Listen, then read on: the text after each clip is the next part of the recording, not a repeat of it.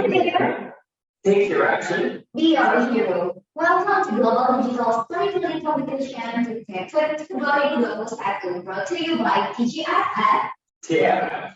I'm Rex. I'm Andromeda from TGF and Leeds from TFF or Thought Portfolio. Would you like to tell us a bit about TFF? Okay, so we are a non-profit organization, global, and we work to innovation and entrepreneurship, especially in the sector of food and agriculture. And the fun fact in here, I would like to tell you, and all of you guys, that it has been around 175 countries the globe for this year, and it will be evolving the next year. Yeah. Wow, so that's about it. Okay. A bit about TGF, or the Digital Foundation, is a non-profit organization dedicated to advocate the conversion and cultivation of suboptimal into productive lands through the most environmentally, economically, and socially sustainable manners. So tell us about this event a bit, maybe our audience want to know.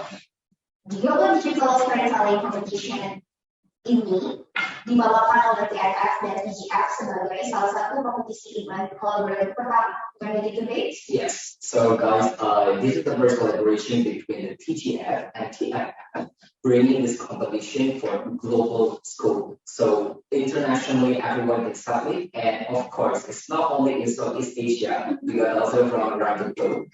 But in here, we got the 6 finalists already. But before further ado, I think you can tell about the criteria for this competition. Yeah. So why we can shortlist the 6 finalists into this event right now. So tell us more about it, Andromeda. This is very interesting because the competition is evolving about the storytelling itself. So it will be heavily judged by one that 35% is from voice and power base.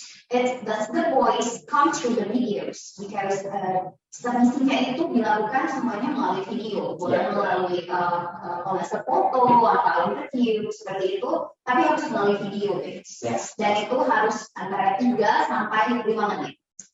The judging process itu sudah terjadi 1 bulan. Okay. Jadi 35%-nya itu judge-nya nilai dari voice and power. Okay, second one you want to know is for experience and engagement. It is counting around 30% for the judgment.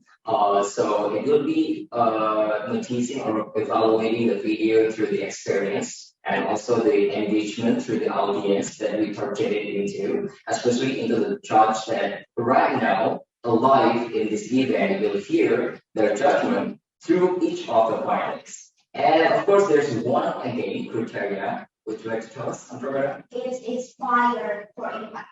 Dan itu 35% juga. So does the story capture the potential impact? Picture the ideal world.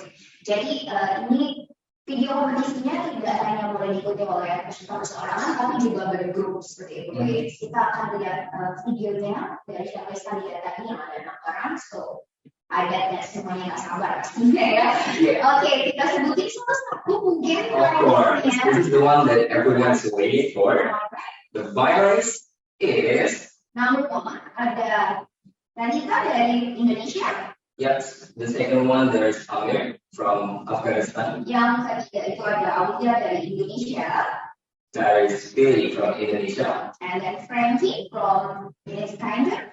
And the last one is Kami dari Indonesia. Alright. So next, sebelum kita melihat videonya satu persatu, Bits, ada sedikit opening speech dari Bapak Sutrianto dari Kemendikbud. And this is special guest for this competition, guys. So we bring in here the welcome speech from Ministry of Education and Culture of Indonesia. We would like to gratefully thank you for Mr. Sutrianto, which is for yours. He said that notes are not being sidelined with imitation areas, and in addition to that, the opportunity will be coming and inspire surrounding with more awareness to drive change and impact in this area of agriculture and food. Okay, and right now you will watch it directly into you. We brought to you Dr. Sutrianto Anggidi. Time's yours. Hello everyone, my name is Sutrianto. I am one of the coordinator in Vocational High School Directorate. in the Ministry of Education, Culture, Research and Technology of Indonesia. Last week, when I was asked to give a welcome speech for this event, I wondered about something.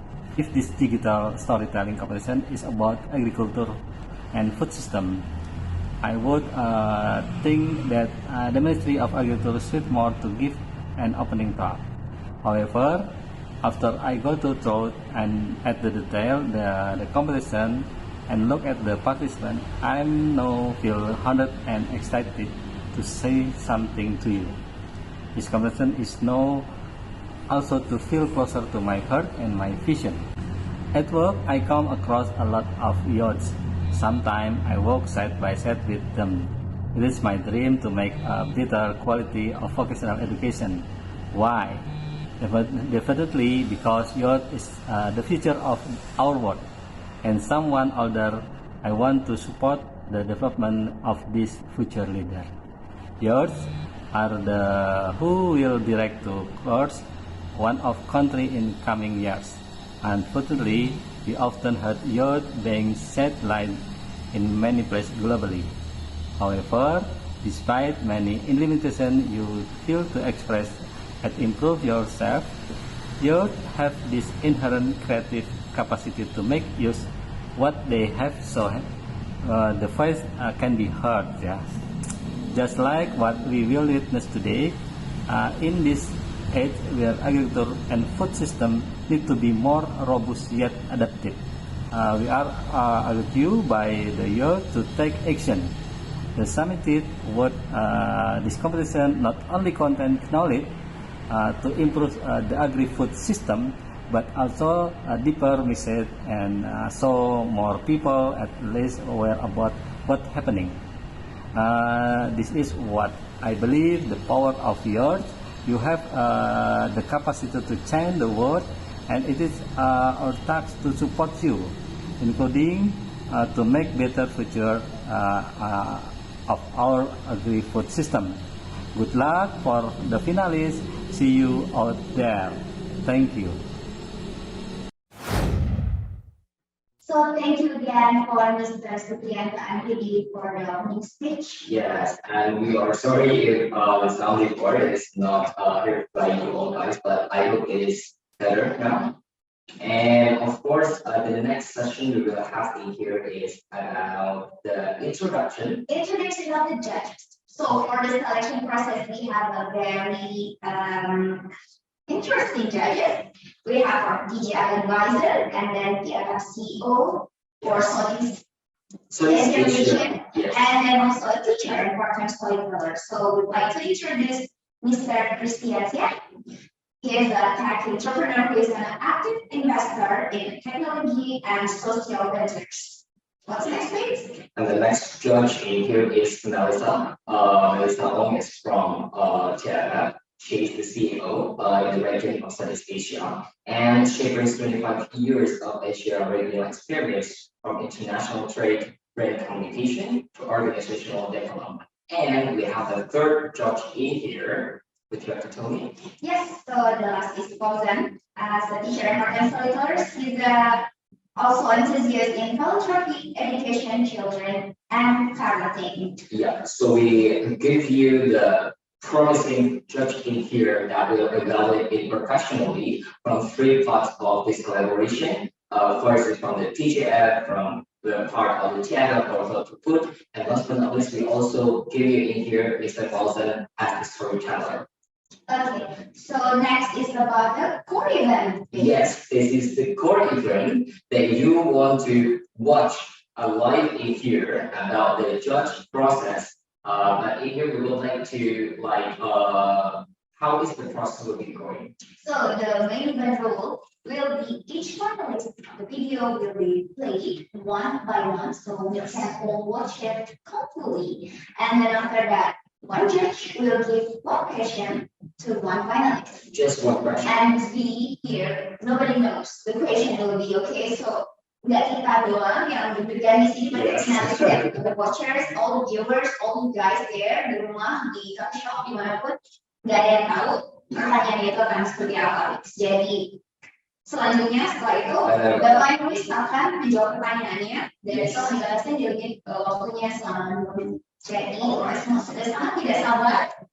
Baiklah. Untuk menunggu performa dari setiap finalis and also for the judge evaluation and audit with his or her question that you can wait anymore. Oke, mungkin sekali lagi kita mention nama-namanya ya. Ada kita dari Indonesia supaya semangat dong guys ya. Terus ada Amir dari Afghanistan, Aulia dari Indonesia, Suli juga dari Indonesia, Frankie from UK. dan terakhir kami dari Indonesia. Yes. So, mari kita saksikan sebentar lagi karena pertanyaannya akan ditujukan untuk yang pertama itu kepada Amir. A report of drought crisis.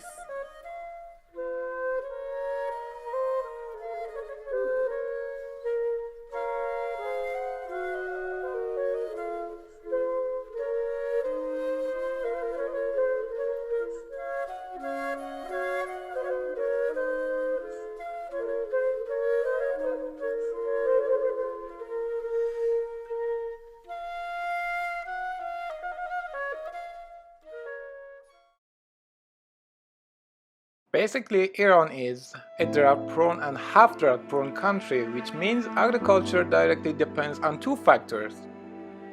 The first factor is rain, and the second factor is climate change season to season, from time of the drought to rainfall season. During these past years, abrupt climate change happening there caused a high increasing temperature and end up with the evaporation of underground source water all over the land.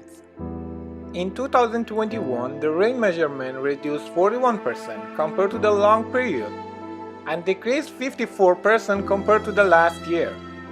Plus, the raining algorithm changed with it too, regarding time and place.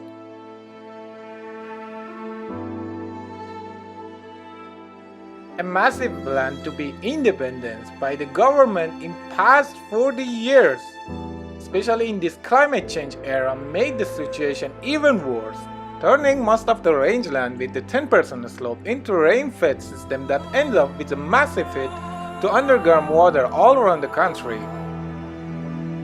Plus, inefficiency of these lands for cultivating product caused an erosion of the soil, which puts Iran at the first rate of the world by soil erosion.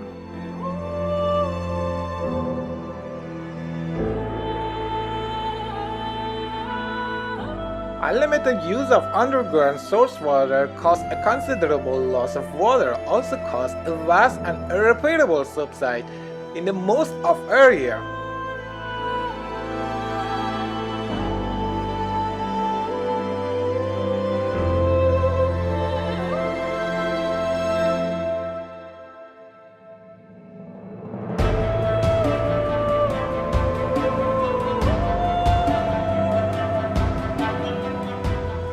Climate change, turning rangelands to rain-fed, reducing water from the dams. The reported decreasing number is about 28%. And changing rain algorithm forced farmers to dig deep and half-dig wells. Reported number is about 900,000 wells dug for agriculture, which is used 70 to 92% water of source in past few years.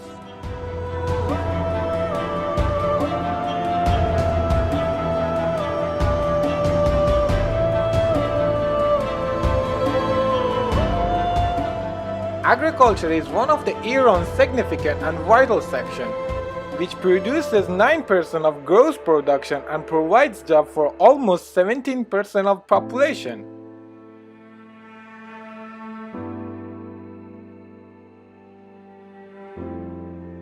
The shortage amount of water is 132 billion cubic meters, and every year it adds 7 billion cubic meters to that shortage.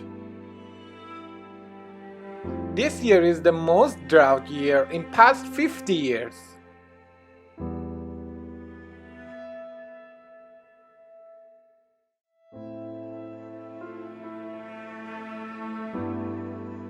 In conclusion, three major factors dragged Iran into this disaster. First is climate change. And the second is mismanagement by the government. And at the end is Iran boycott by the powerful countries in the world.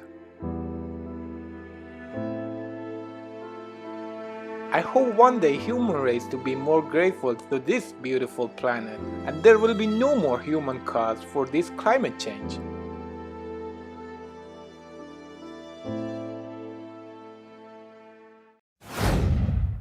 Okay, so we will listen for the question from Melissa.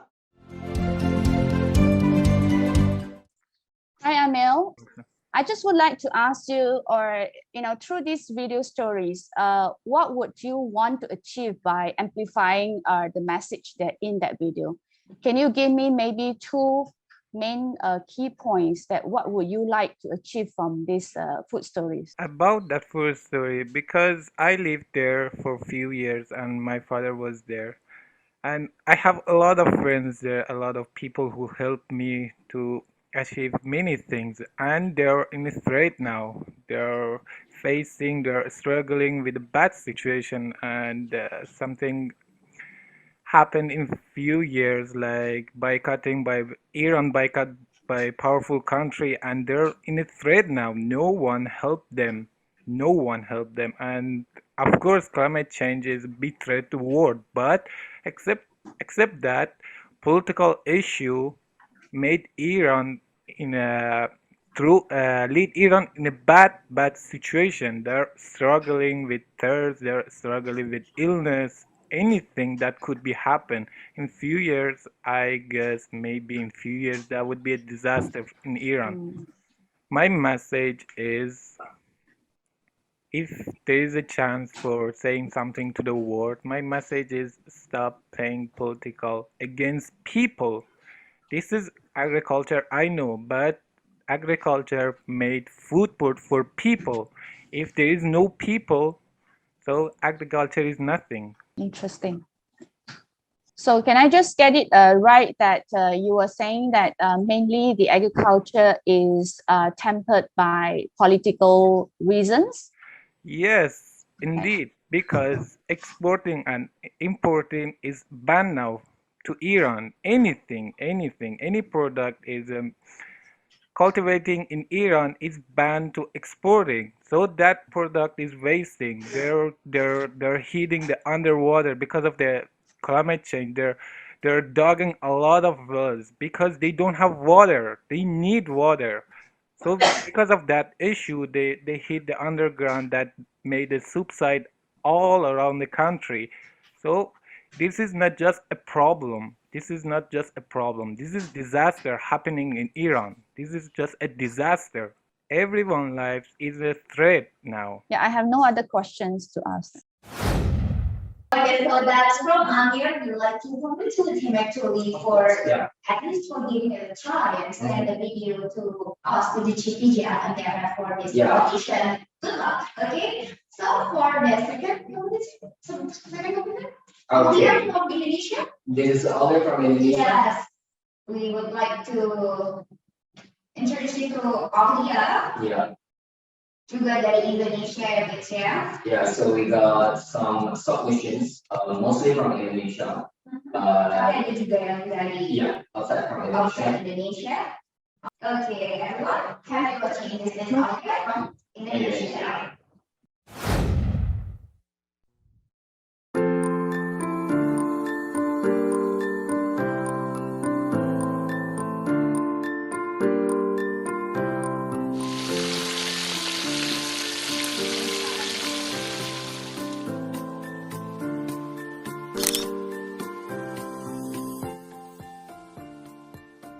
Halo teman-teman, selamat pagi.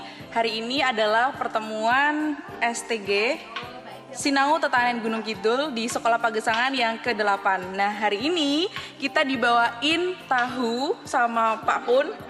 Tahunya namanya tahu tulen, di mana tahunya itu beda dari yang lain karena dibikin dari kedelai organik.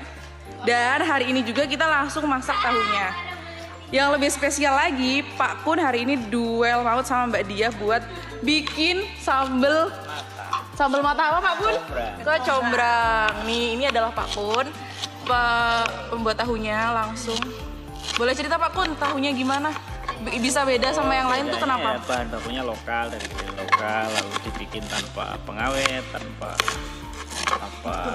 pewarna buatan gitu. Populasinya juga pakai pakai air fermentasi pembuatan sebelumnya, nggak usah pakai pengental sintetis gitu. Keren loh Pak Kun nih, sambil motong kecombrang sambil menjelaskan ke kita semua, berarti sangat multitasking sekali ya Pak Kun ya. Dan di samping Pak Kun ada Mbak Dia, ini dia nih. Halo Mbak Dia, apa kabar Mbak Dia? Sehat. Hari ini Mbak Dia lagi ngapain nih sama Pak Kun? Ini bikin combrang. Kecombrang ya Mbak, sambal kecombrang. Iya. Tema STG hari ini tuh apa Mbak sebenarnya? Sebenarnya kita tuh mau ngebenerin terasering ya, Mas Kun ya. Sama ngobrolin tentang konservasi pengelolaan air sama tanah. Oke. Lahan barusan kita bikin hari ini. Jebol karena tadi hujan ya wes, terus ini makan siang ngambil dari bahan-bahannya, ngambil dari kebun juga, dari kebun ke meja makan. Dari kebun ke meja makan teman-teman. Nah di sini jangan sampai kalian melewatkan momen ada Mbak Evi dan Mbak Idaman lagi motongin. Ini Mbak Idaman. Halo. Boleh dikasih tahu Instagramnya Mbak Idaman? Instagramnya apa nih? Sekolah Pagesangan. Iya dong, benar. Instagramnya Sekolah Pagesangan. Pagesangan. Jadi harus di follow. Terus kalau misal nih teman-teman mau belanja itu bisa di kedai Sehat Pagesangan. Iya, kedai Sehat Pagesangan gitu. Ada tiwul, terus ada kemarin aku habis beli tiwul, terus kacang-kacangan, tempe koro. Tempe koronya mantap ya Mbak Evi. Aduh, iya, mantap banget. Ini Mbak Evi lagi ngapain nih hari ini? Ini aku mau bantuin buat sambal. Berangos. Bede. Pada cantik loh. Aku habis ini mesti daun jeruk. Jadi ngos-ngosan, nah kita lagi metik daun jeruk. Cuci orang. Cuci. Gitu teman-teman, jadi Jawab Livia, jeruk apa Liv? buat teman-teman yang ini ada Mbak Livia juga nih. Dia dari tadi ngambilin batu. Halo Mbak Livia. Enggak, aku biasanya cek jengki Mbak Livia. Chan niku tesih nang. Emang orangnya sangat sibuk ya guys. Ini dia nih. Salah satu penggiat di sekolah. Ngapain? Lagi bikin apa? Tunggu. Di sini serunya. Oke guys, jadi buat teman-teman yang penasaran ada apa aja di Sekolah Pagesangan, boleh langsung follow Instagramnya @sekolahpagesangan. Dan yang penasaran produk-produk dari Kedai Sehat Pagesangan, langsung juga di follow Instagramnya @kedaisehatpagesangan. Satu lagi buat teman-teman yang penasaran gimana sih kegiatan di Sekolah Pagesangan, bisa langsung ke Desa Wintaos di Kecamatan Panggang, Gunung Kidul. Oke, sampai jumpa di pertemuan selanjutnya.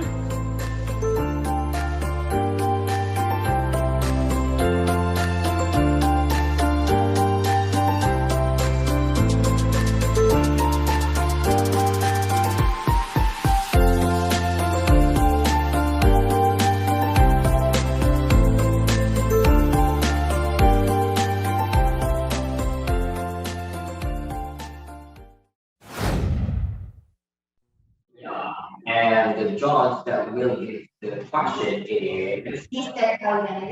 okay. Let's move on. Okay, hi there, Aulia. Assalamualaikum.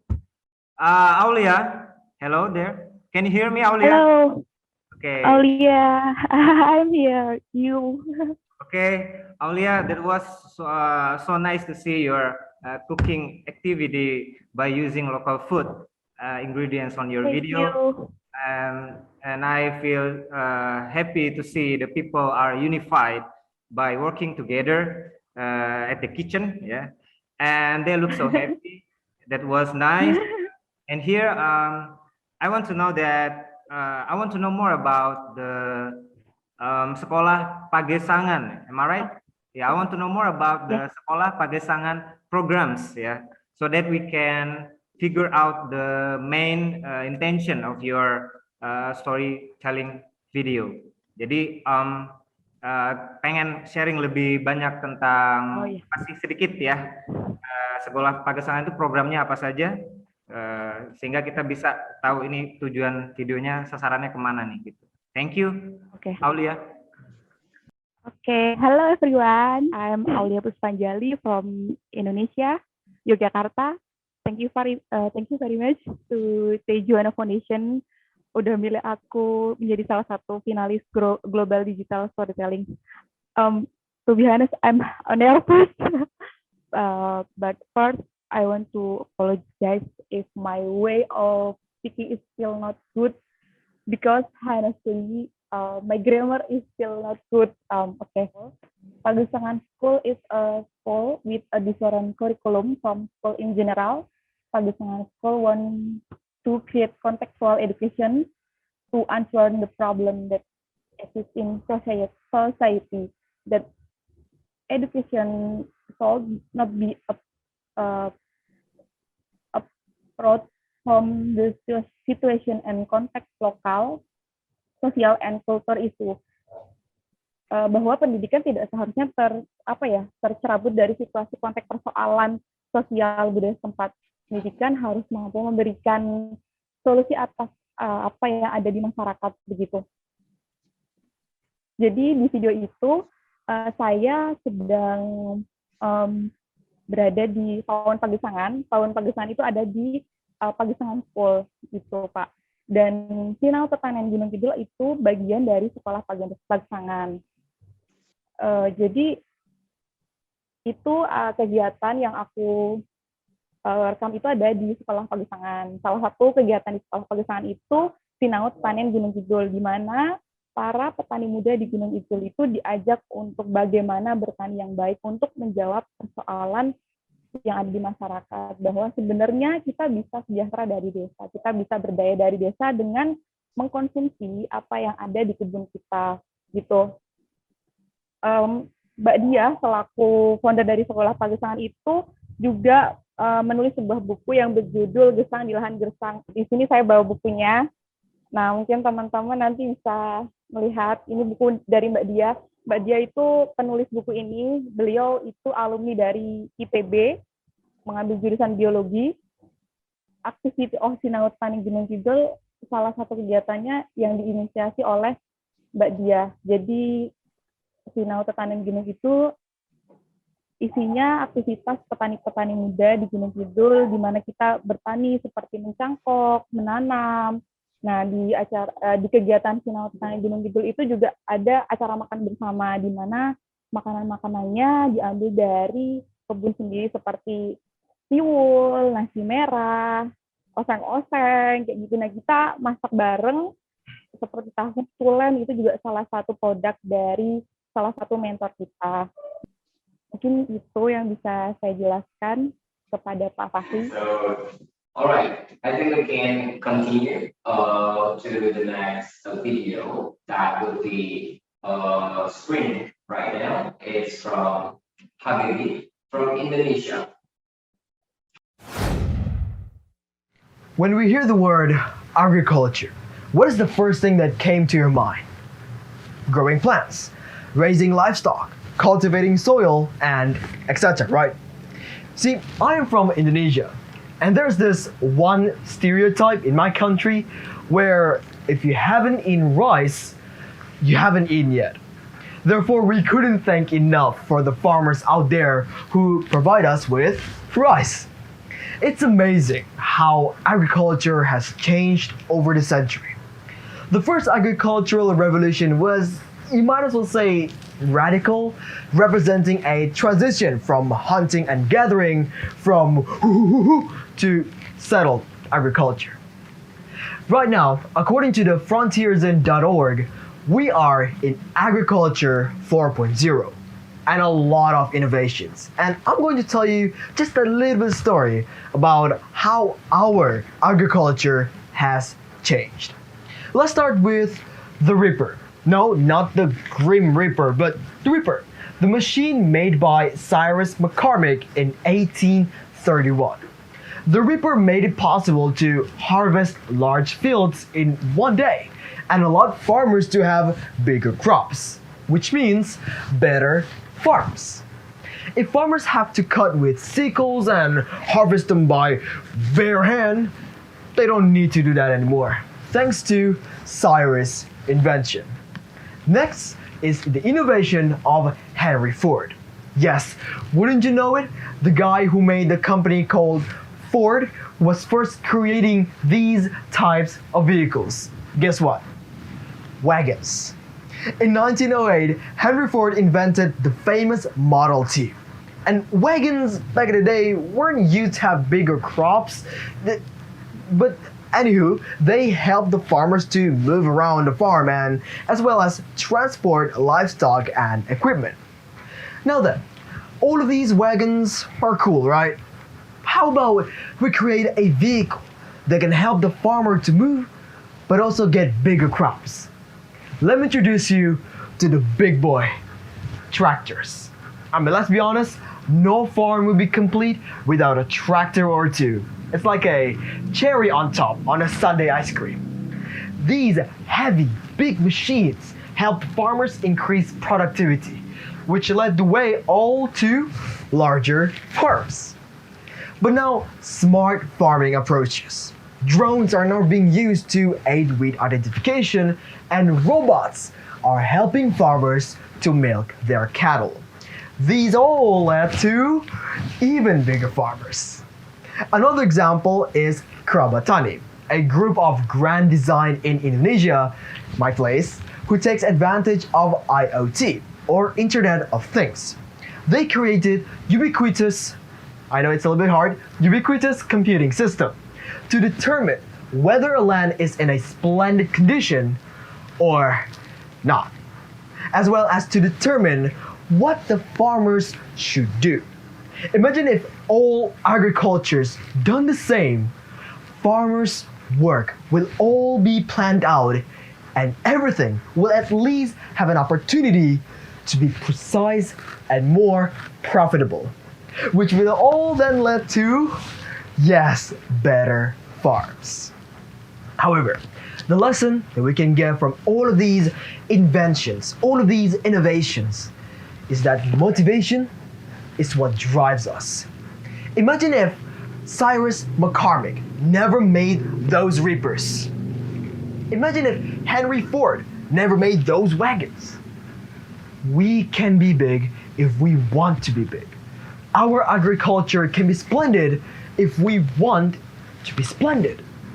Technology is overall just technology. They don't have any dream. But we do. So let us dream big and create better agriculture for the greater good. I think that is all. Have a nice day. Thank you, everyone. Okay, that's video from Habibi dari Indonesia. Mr. Habibi, are you with us clearly? Yes, I'm here. Yeah, thank you so much. That's a very nice video of yours, Andy. And now we would like to call for Mr. Christian. Yes. Yes, I fairly enjoyed the video. It's a good production. I think Habibi, you got a very nice voice and very good tones in convincing people about your story. So nice job. I just like to ask one question because I think you walked through the agriculture history and how technology has changed agriculture for good, and you leave it at the audience saying that you can dream big, but I would like to know your dream in terms of what technology can help to solve any immediate problem that you have in mind. Thanks. I see. Thanks so much for the question, judges. So this is my dream upon future agriculture. Like I said in my story, is basically the technology in people's dream. Like McCormick's dream is to make crops, like how you get crops is a lot better. Well, and Ford's dream is about you can move and you can get all of your equipment and your livestock easily with wagons. Now, those are their dreams.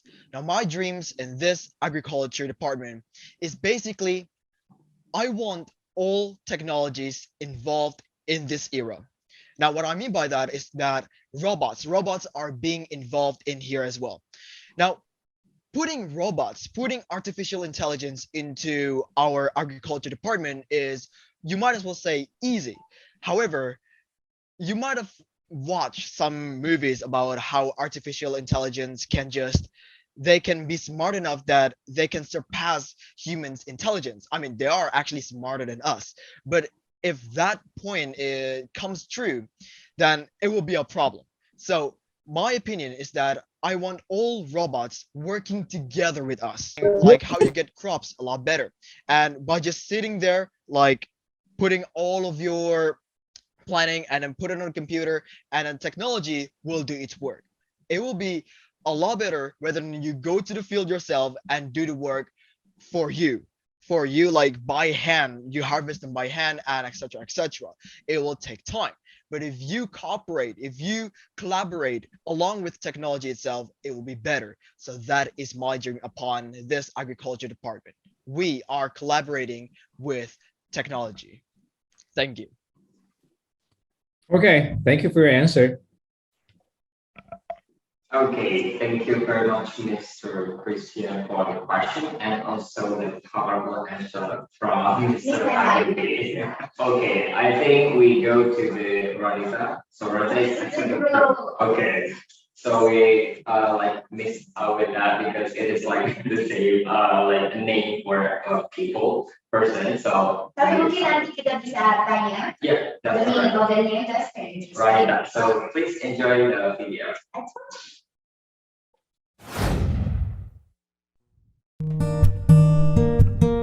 The existence of youth as agents of change has a considerable contribution to the development of agri-food systems in Indonesia. Dynamic characteristics are also critical to supporting young people to perform individual abilities to transfiguration the world paradigm regarding agri-food systems today. The world's preference in trying to develop the quality of agri-food systems is still dominated by technological approach or a limited renewable system to accommodate communities in rural areas, inclusive verbally and in action. In fact, Indonesia has various conceptions of agricultural development, especially in food stability, one of which is through ideas and narratives of local wisdom. This approach is shown by indigenous peoples as one form of criticism for the progress of the nation's civilization that usually projects the success of the agri-food system only through contemporary strategies. Want to know more? Watch it until the end. Hi, my name is Gandul. I was a projection of youth in the early stage. I have an exciting framework for agri-food systems in Indonesia.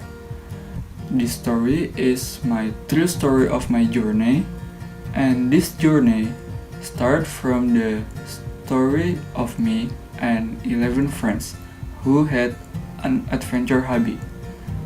We are members of an environmentalist organization on the same university. We traveled to the Kasepuhan Cipta Gelar to understand more closely the values of life in the community. We visit the Kasepuhan Cipta Gelar in Sukabumi, and the Kasepuhan Cipta Gelar is an agricultural village that managed to change my preferences regarding the agri-food systems in Indonesia.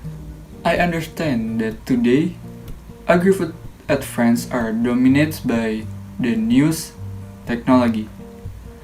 However, the Kasepuhan Cipta Gelar showed me that agri-food progress can be developed with a traditional approach.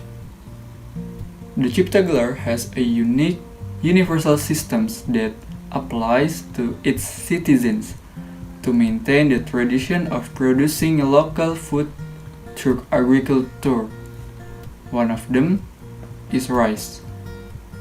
This was confirmed for the result of Bambang Dalyanto's research. He said that Rice planting patterns and their impact on basic food security showed that the harvest of 116.2 kg per hectare and the basic food security of the elderly community was very good, including aspects of availability, affordability, and consumption aspects. Rice food self-sufficiency has been done, but the results haven't been able to meet rice needs for 1 year. However, the facts in the field show rice is always found in the family barn in every house. To be honest, it's amazing that almost an average of one family has a stable type of one food. It is very promising to support the agri-food movement in the world. In addition, I understand that what makes the indigenous unique people in their agri-food stability is a more advanced mindset than the general city community. Orientation towards sustainable living makes them independent individually or in groups, especially in the aspect of food. From the case study above, I intend to project that the dichotomy between the lifestyles of city and the village people can be mutualism to each other. This case study can be imitated or adapted for communities both micro or macro scale to start the food independence movement by utilizing productive land according to individual capacities in their respective environments.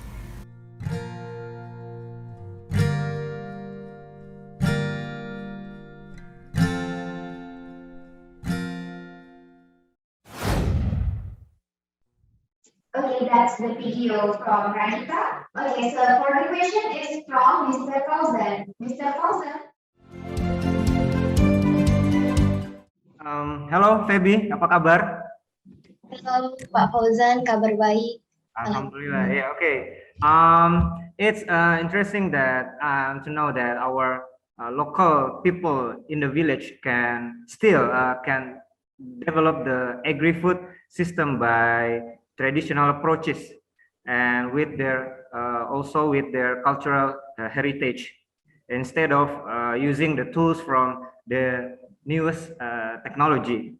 But here I want to know that in your opinion, how the lifestyle of the city people and village people can be mutualism to each other regarding our effort to make sustainable food sufficiency for every people. Ya, kita tahu bahwasanya lifestyle dari orang perkotaan dengan orang perdesaan itu berbeda ya. Nah, bagaimana menurut Feby dan teman-teman di Ranita bagaimana biar membuat saling keterkaitan yang saling menguntungkan ya, mutualism to each other di antara masyarakat perkotaan dan perdesaan terkait kecukupan pangan yang berkelanjutan untuk masyarakat di Indonesia mungkin atau di dunia. Thank you, Feby. Thank you for your question. In my opinion, Indonesia must have a sustainable food system that is applicable, sustainable, and adequately with the condition of food practice in the country. The implementation of the SPBI must be based on 8 principles of sustainable food. Common food life cycle, goals, holistic, inclusive, local, interdependence, environmental and natural resource system, and sustainability. Consistently and continuously, the Indonesia Sustainable Food System and its principles and various attributes must be incorporated into a formal policy of the government of the Republic of Indonesia in the form of a government regulation or presidential regulation. Jadi menurutku perlu adanya kolaborasi antara anak muda seperti kita semua itu, seperti kita ini untuk bisa masuk ke dalam ke dalam kultur di masyarakat pedesaan. Kita bisa belajar dari masyarakat cipta gelar ini bahwa kita bisa mempelajari agri-food ini bisa berkembang dengan cara-cara yang tradisional. Jadi selain kita bisa mempelajari hal itu, kita juga bisa mempraktikkan dan juga membagi apa yang sudah kita pelajari ke khalayak ramai, seperti itu Pak. Oke, mungkin kita lanjut lagi kali ya, karena masih ada finalis yang lain. Iya, masih banyak finalis yang lain yang sudah menanti. Selanjutnya ada Philly dari Indonesia. Baiklah, hal itu kita akan play videonya dulu. Play videonya Philly, or first thing we'll do, after that we'll try to reconnect the again. Yes. Okay, happy watching all. Enjoy.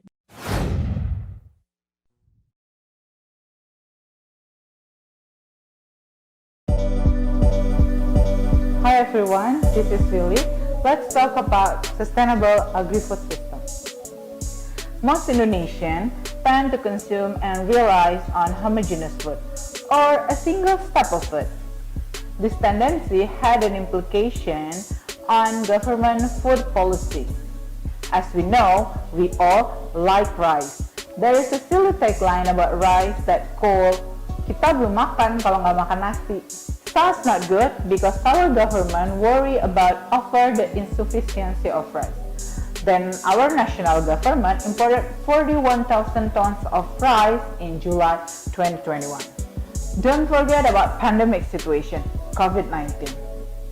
In Indonesia, the COVID-19 pandemic has placed a spotlight on the fragility of Indonesian food and land systems. Remember stunting? The pandemic is also have expected a negative impact in the number of children with stunting and wasting in the million in the next 2 years. Then, what should we do?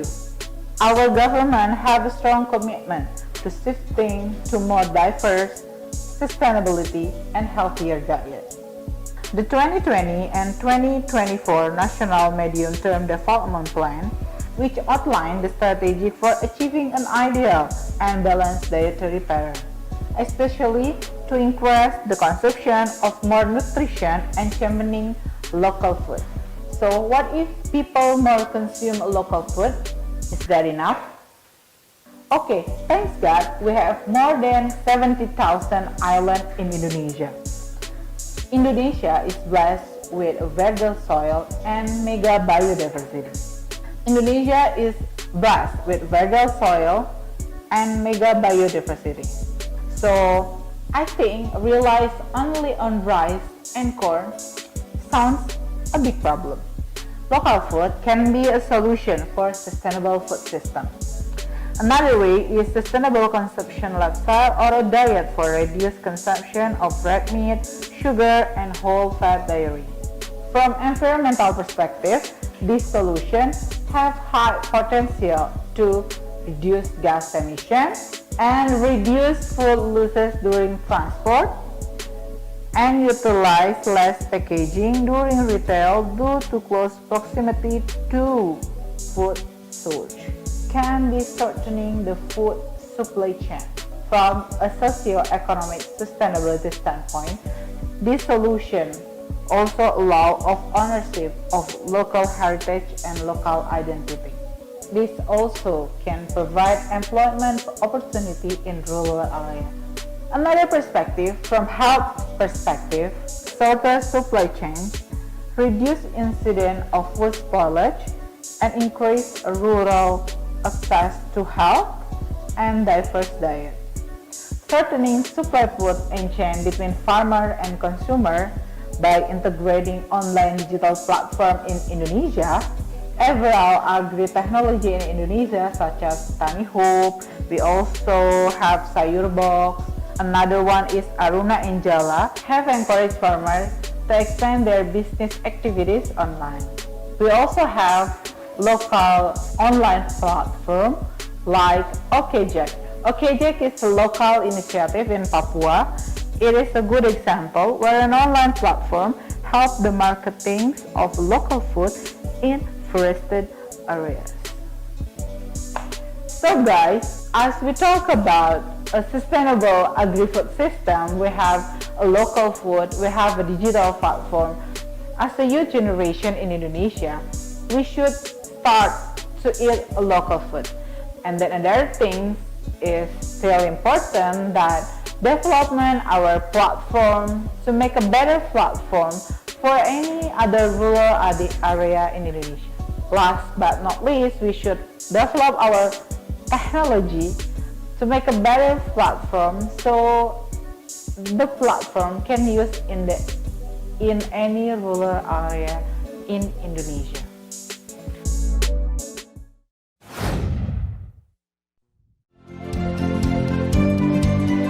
Hi, Feli.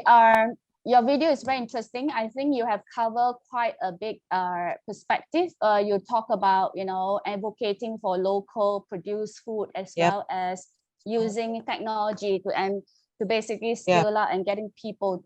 Now, if I were to give you one opportunity for you to be the spokesperson to change the agriculture scenario in Indonesia, and as you say that in your video, you are actually looking into gearing towards sustainable agri-food or agriculture or tech agriculture, a system. So here, if I were to give you the opportunity as a spokesperson and you touch on rural, you want to actually, getting a rural people's participation. How would you want to do it using this video? Because you cover quite a bit of it. But if I'm going to amplifying you as a spokesperson. Yeah. So actually, Melissa, I'm contributing for sustainable development program in my office. I'm working for now for non-governmental organization called Dompet Duafa. So we actually right now building some technology for the people around the rural area to get their technology and then can sell their things to another person in Indonesia, but we not yet launched the system. So we have a campaign around the rural area, and then shifting from local food. We're actually doing a health program too. Okay. So you are not only amplified through video, but you do actually are going to start a platform. Am I right? To really bring that message out to the rural community. I think that's good.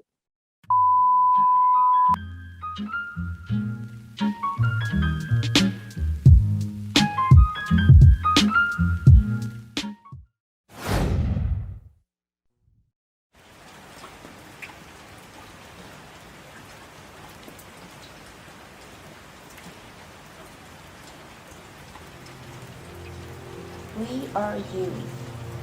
We see, we hear, we smell, we touch, we speak.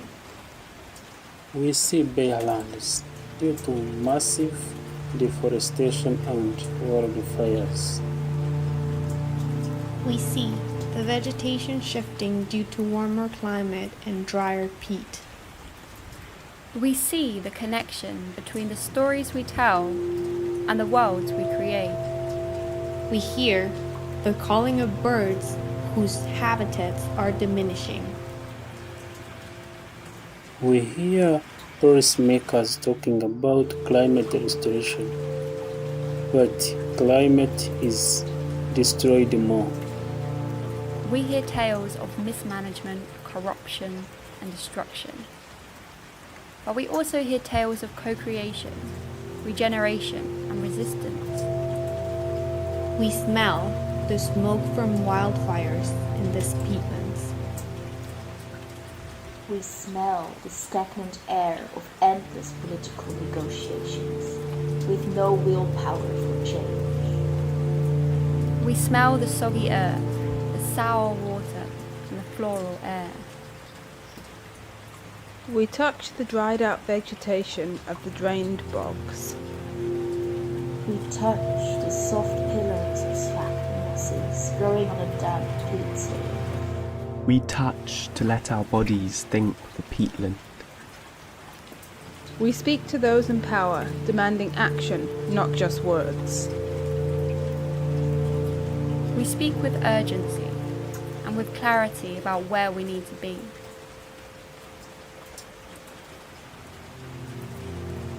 We speak for those who have a different language, the language of the birds, the willows and sedges, who tell us that these ecosystems need our protection. We touch, and we are touched in return. We speak and wait to be listened to.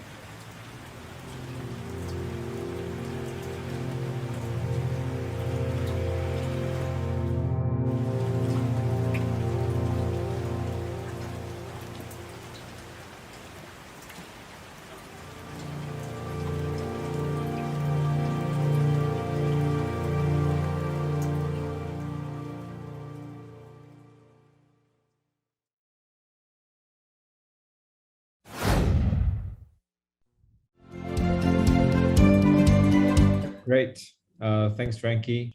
I think it's well done. I do have a question, because when you say in the video that we're youth, we hear, we see, we smell, we touch, we speak, and a lot of the things that the youth are observing what's happening in the environment, and of course they're voicing their concerns. What are you trying to inspire the audience to do when they see your video? Any physical action that you're trying to maybe inspire people to do, and what is your objective behind making this video? Thanks. Sure, thank you for the question. So yeah, I'm from a youth group called Repeat, and a lot of our work is to do with changing people's perception of peatlands specifically. And one of the ways that we found reaches people quite strongly is getting them to connect with their physical being, so connecting with their senses, connecting with, you know, their emotions, for example. And we made this video with young people from different parts of the world just before the COP in Glasgow last month, and we decided to make it like in this format because we felt that a lot of the time at these big climate conferences and these kind of events, what is missing is this real expression of people's feelings and bodies. And we thought that this would be something that we can bring to the table at the COP. So that was a little bit why we made it in this format. Yeah. And maybe what are you trying to inspire the audience to do when they see your video? Maybe the one final takeaway message. Yeah, so I guess what we would want from the audience is that they would connect with people on a much more human level, and to kind of be activated from that stance rather than from maybe facts and statistics like normally they would be. So for example, to take climate action at Glasgow from the basis of like this kind of human connection. Got it. Thank you, Frankie. Well done. Before we reveal the first winner and the third winner, I would like to ask the speakers first about the process of the selection for the winners for the first place and the third place. Mr. Christian, are you there? So the scores are really close. We're counting down to the fractions of score, which is really unfair to all the participants because you all put in a lot of good efforts. And we love each stories because each story is unique from your particular angle, from your particular environment, from what you do. So we can't really judge on the content of the story because this is a storytelling competition. So we're only judging on how well you tell the story. But I think everyone has done a great job. No matter what the result is, I think, you know, all of you are, kudos all of you for submitting all these videos. And we think we want to continue to collaborate, work with you in terms of pushing agriculture to, you know, for the better, because this is a very important subject. Thanks. Thank you so much once again for Mr. Christian and all of the judges that already participate with us. Okay, so are you ready? You already have name? I'm ready. Okay. Who will be the winner for this Global Digital Storytelling Competition 2021? Are you ready, guys? For the second place, we have Mr. Habibi. Yay! Congratulations. Thank you everyone for the time for me and for letting me giving the speech. I would like to thank for the judges who kindly check my videos. I want to thank all of the committees for holding the competition in the first place, and all of you participants. I just would like to say that your performance overall is really amazing. Like I was astounded, and your answers towards the question itself is pretty good as well. We are living in the technology era, and so in our agriculture department, we also have to improve it with technology itself. I think that is all. Thank you. Okay, so are you ready? You already have names? I'm ready. Okay, I have two names. Okay. I have two names. And then after that, we will mention the third winner first after the first. Okay, so it's continue, right? It's continue, but I will just say it first, okay? Okay. Okay, guys. How are you ready? Okay. It's Philly and Regina. Yay! Okay, so for the third winner is Miss Philly, and for the first winner is Regina. Congratulations, guys. Selamat sore teman-teman semua. Terima kasih atas juaranya. Saya bersama teman-teman KMPLH Karanita di sini merasa bersyukur karena telah mendapatkan juara pertama. Di sini saya mengapresiasi kepada teman-teman yang sudah membuat video yang keren-keren ini. Semoga video ini juga bukan hanya berhenti di video, tetapi juga bisa berdampak kepada sesama. Jadi itu saja dari saya. Semoga kita bisa terus berkolaborasi dan terus memperpanjang kebaikan. Itu saja dari saya. Terima kasih.